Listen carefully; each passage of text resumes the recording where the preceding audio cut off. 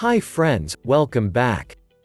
Hope you enjoyed my previous videos. If not, you can click on the link in description below to check it out.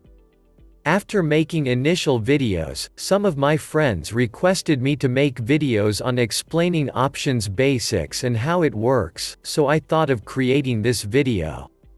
If you are a beginner, then this video will be very helpful for you, but if you are trading options for some time, you may want to skip this.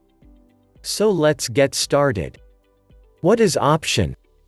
Option is kinda betting on a underlying stock or index or any other asset about predicting its direction.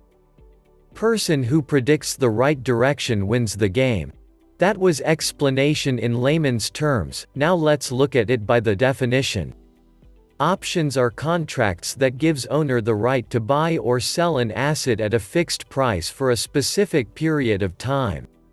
That period could be as short as a day or as long as a couple of years, depending on the type of option contract.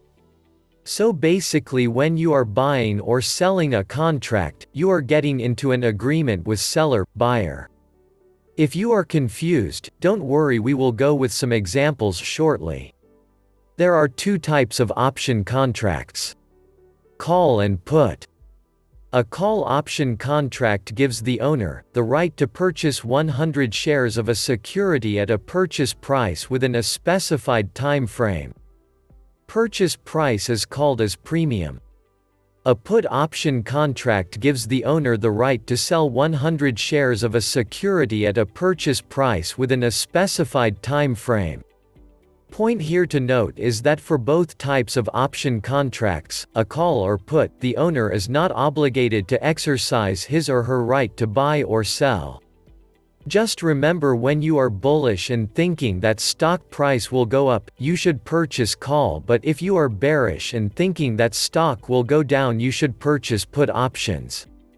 It is not that straightforward, but that is the basic fundamentals of the buying options. Let's look at the example to understand call option in better way.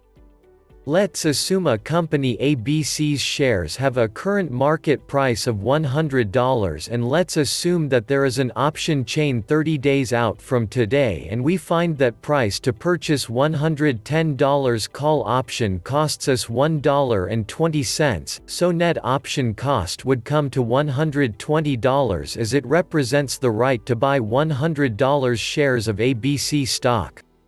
Here are the possible outcomes on the trade. 1. On the day of expiration, if stock price closes at $110 or below, then your option expires worthless and seller gets to keep $120 premium you paid. 2. On the day of expiration, if stock price closes above $110, let's say it closes at $114, then the seller required to sell you 100 stocks of ABC at $110. In this case, you make $400 as profit in stocks by paying $120 as premium. Let's look at the same example to understand put option and how it works.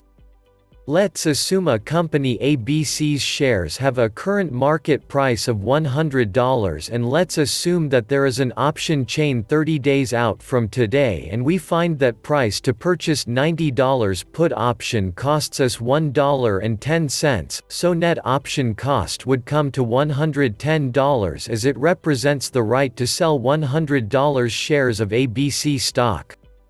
Here are the possible outcomes on the trade. 1. On the day of expiration, if stock price closes at $90 or above, then your option expires worthless and seller gets to keep $110 premium you paid. 2. On the day of expiration, if stock price closes below $90, let's say it closes at $85, then the seller required to buy 100 stocks of ABC at $85. In this case, you make $500 as profit in stocks by paying $110 as premium. Hope you enjoyed this video and liked explanation about call and put options.